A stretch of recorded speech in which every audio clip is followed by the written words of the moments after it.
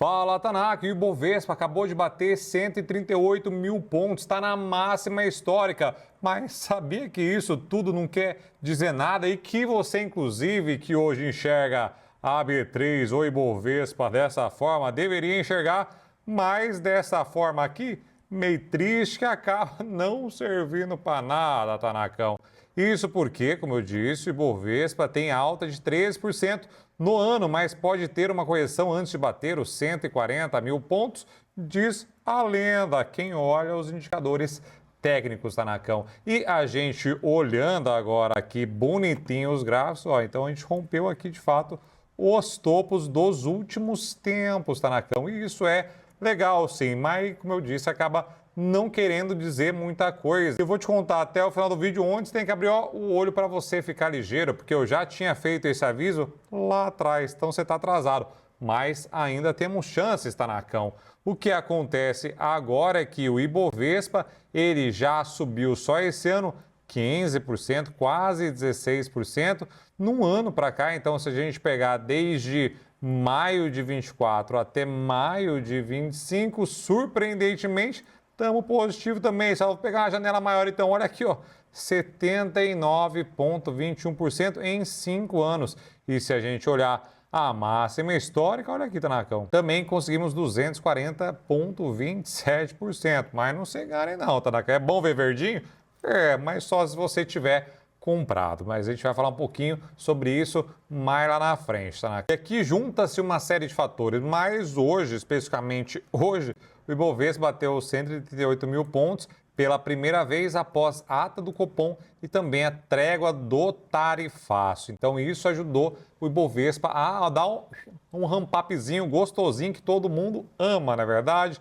E aí, novamente, o Ibovespa avança a nível histórico, de olho em China e chance de corte de juros nos Estados Unidos ainda, Tanacão. Isso porque o CPI veio, obviamente, forte ainda, mas abaixo das expectativas. Então, muito embora o corte da taxa de juros nos Estados Unidos não deva vir nos próximos meses, pelo menos, mas já estão vendo o sinarzinho da mesma forma que o Copom deu esse sinarzinho com essa alta, né? Então, o Copom são esses meninões e menine hoje aqui, e ele basicamente é composto aqui, ó, para ninguém falar daquele negócio Campos Neto ainda, olha aqui, ó, indicações do Lula em sua maioria e só 2 hoje indicados pelo Bolsonaro. Então, teve essa decisão unânime ainda de aumentar a taxa de juros. Agora, para as próximas reuniões, aí o negócio não está tão claro e nem tão unânime quanto agora. Então a gente viu a taxa de juros, já tinha batido aqui o recorde lá em 2016 de 17 e bordoada. Aqui, ó, esse aqui foi a última vez que a taxa de juros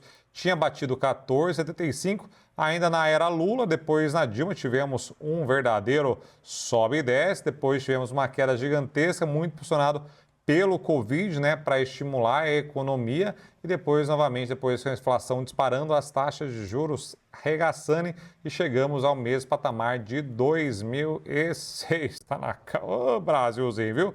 E aí o que acontece é que essa ata agora destaca a incerteza e reforça a necessidade de juros mais altos por mais tempo. Só que mesmo com essa cautela, ele não deu um sinal de que pode cortar juros ainda e muito menos de que pode subir juros. Mas falou assim, ó, estamos de olho aberto aqui, porque se tiver que subir os juros, vai ser uma surpresa, mas não vai ser tanta surpresa assim.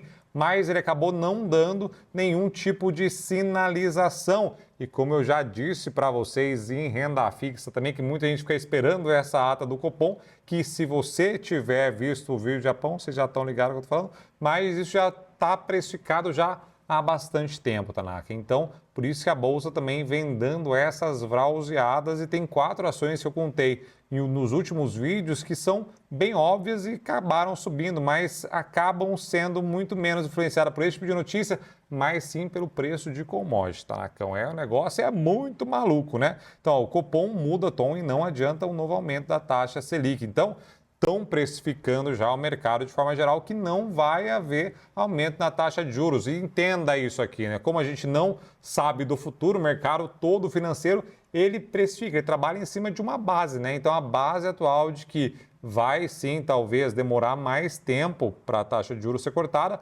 mas não vai ter mais aumentos na taxa de juros, o que é muito bom, não só para o país de forma geral, mas para o mercado acionário, como alguém que aí, Tanacão, já viveu alguns bull markets, estão vivendo e estão esperando esse momento frauseante já, ó, uma cota, viu?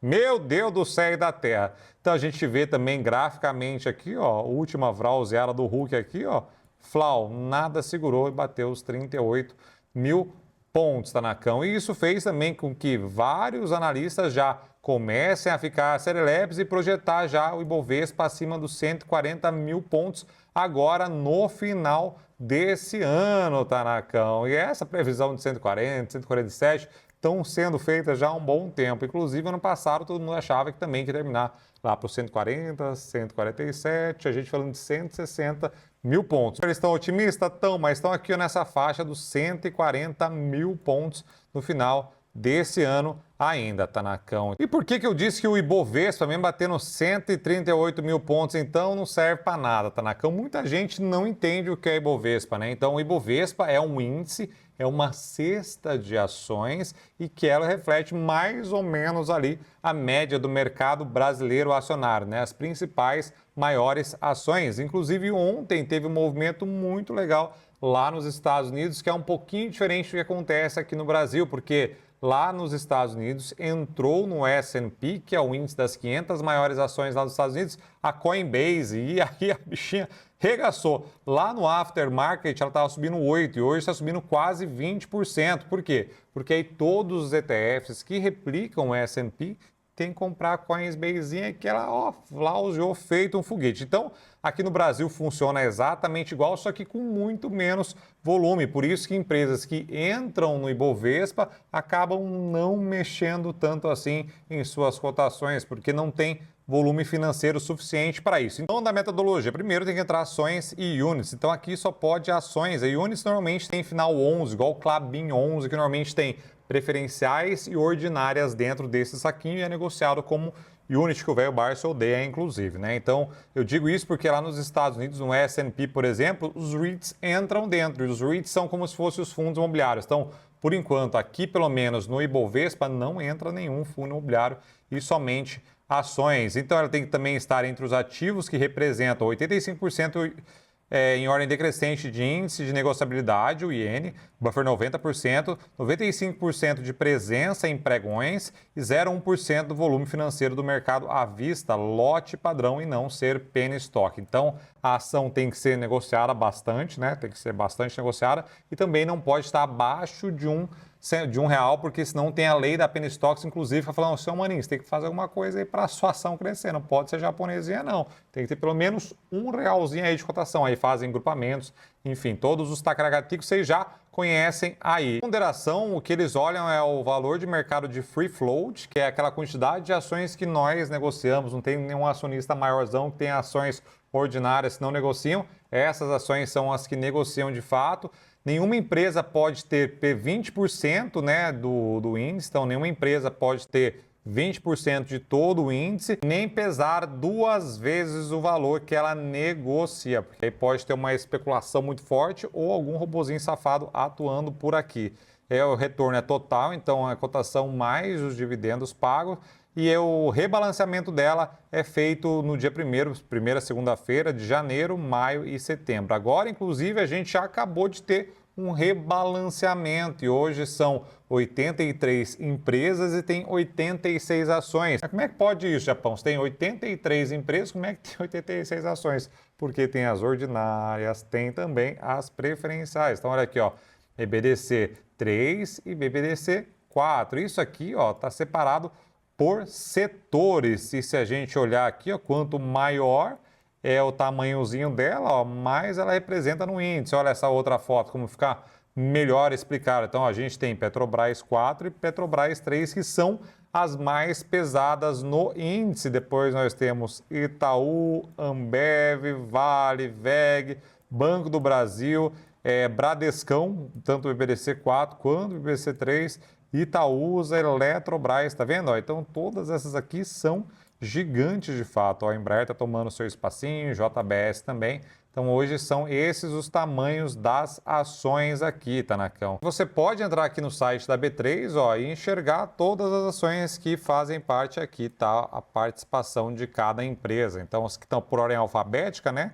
Mas Petrobras, por exemplo, tem 10%, só Petrobras. O negócio é gigantesco. Então todas essas empresas aqui hoje fazem parte do Ibovespa e por isso quando a gente fala Ibovespa é como se tivesse cada dessa ação, pelo menos parte, né? Ó, você vale, tem 10%, tá vendo?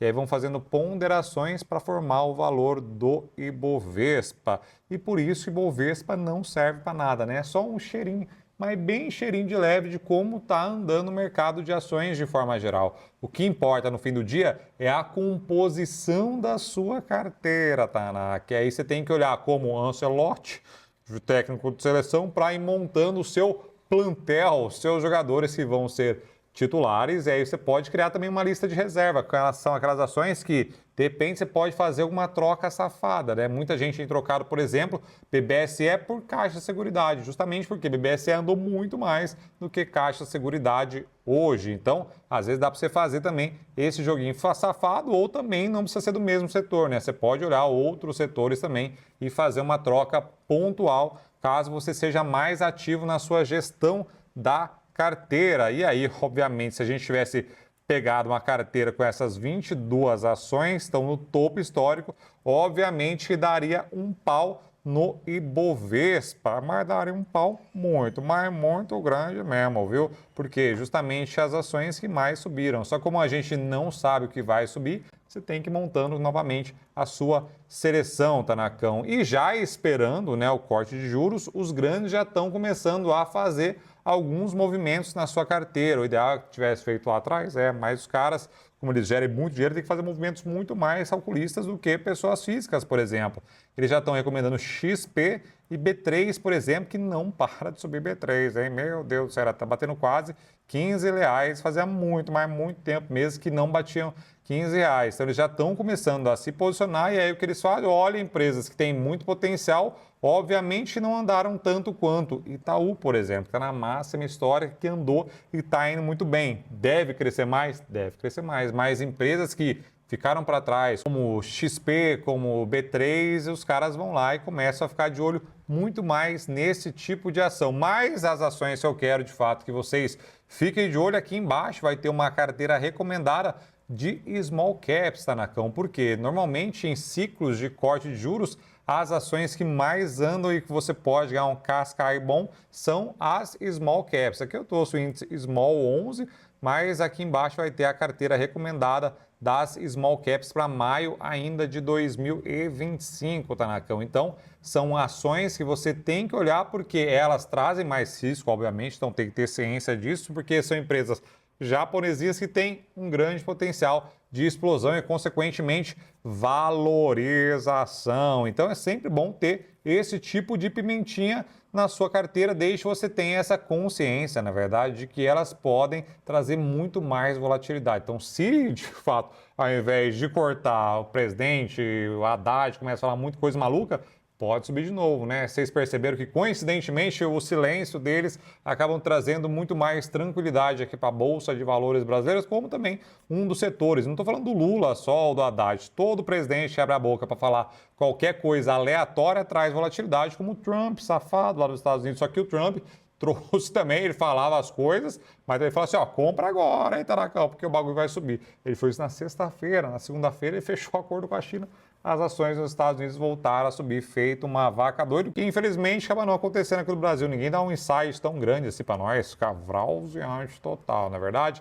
Então, o que vocês têm que fazer, de fato, é ficar de olho nas small caps, sim, porque elas podem dar essa explosão. A gente acabou nessa carteira recomendada, mas sempre também ficar de olho em blue chips, que estão ali, de repente, com Petrobras, Vale, Suzano e Klabin, que eu tinha falado. Klabin até é mais considerado mais mini, smallzinho, a medium cap, mas tem que ficar de olho porque são ações que andam só com as commodities, na verdade, todas elas estavam negociando a preços anteriores da pandemia até um tempo atrás, quando eu falei para vocês desse último vídeo que eu soltei. Agora deram uma vrauseada por conta do acalmamento ali da tensão entre Estados Unidos e China, Tanaka. Então é isso aí, espero que vocês tenham entendido o que é Ibovespa e porque acaba não importando muito. É como se você olhasse a sua carteira, que tá, se Deus quiser, amanhã está rendendo um bocadão, e olhar e falar assim, ó, minha carteira está rendendo um bocadão. O que isso importa? Nada, só importa para você. Então, Tanakão, é isso aí, vou deixar aqui do lado, para quem gosta de dividendos também, não só foguentinhas, que é muito importante, uma lista com 6 ETFs